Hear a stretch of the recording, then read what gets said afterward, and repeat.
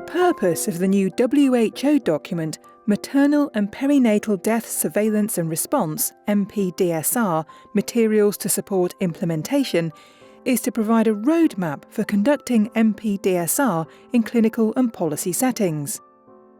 This document is a practical step-by-step guidance, relevant to establish a framework to assess the burden of maternal deaths, stillbirths and neonatal deaths, including trends in numbers and causes of death, and on how to link maternal and perinatal death reviews. Let's focus now on an example of a perinatal death review available in the document. At 20 weeks gestation, Nancy started antenatal care, ANC, at the nearby antenatal care clinic. No abnormalities were found. She attended in total 3 ANC visits. At the gestational age of 33 weeks, her membranes ruptured without contractions. Nancy realised that the baby was still quite small to be born. When her husband came home from work, she informed him, and the next day he arranged transport, taking her to the general hospital. At the hospital, she was admitted to the maternity unit with a diagnosis of threatened premature labour and put on complete bed rest. Monitoring was infrequent. She was prescribed a salbutamol intravenous infusion. She went into labour the next day, and her temperature was 38 degrees C. In the early afternoon of the same day, Nancy gave birth to a premature male infant weighing 1,800 grams, with an APGAR score of 4 after 1 minute and 7 after 5 minutes. The newborn was unable to suck and was put on 3-hourly nasogastric tube feedings of expressed breast milk and received ampicillin and gentamicin. The baby had chest-in drawing, was breathing more rapidly than normal, and was also grunting. Unfortunately, no one on the staff had been trained in resuscitation, and the maternity ward had run out of oxygen cylinders, bag and mask, so oxygen could not be given.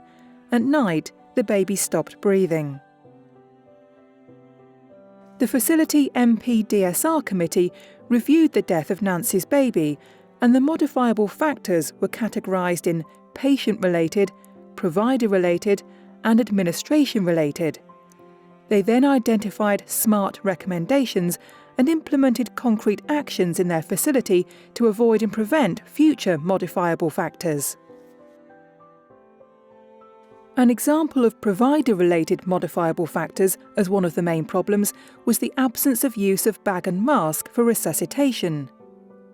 One of the SMART recommendations established by the review committee was the paediatrician to lead a series of lunchtime resuscitation trainings for all staff to attend by the end of next month.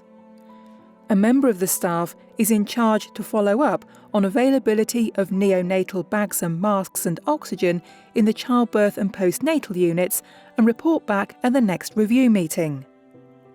The action taken was to relocate neonatal bags and masks from locked cabinets to designated areas, and in-service neonatal resuscitation training provided for all staff. The number of babies resuscitated with bag and mask was tracked, and an increased use was noted. An example of administrator-related modifiable factors was no available oxygen. The SMART recommendation was to review supply management process in relation to oxygen supplies and referrals by the hospital administrator and report back by the next meeting.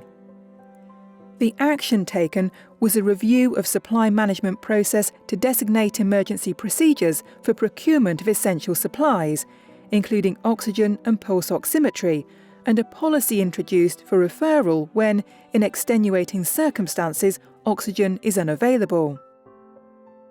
Please review this case with the rest of all preventable and modifiable factors at page 38 of the MPDSR materials to support implementation.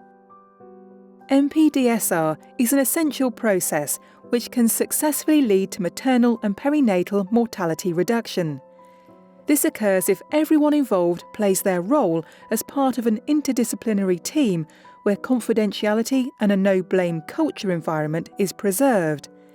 MPDSR needs to work at all levels, from the community to facility, district and national level, where leadership works to improve accountability for the well-being of women and their babies. We want safe and happy mothers and babies everywhere.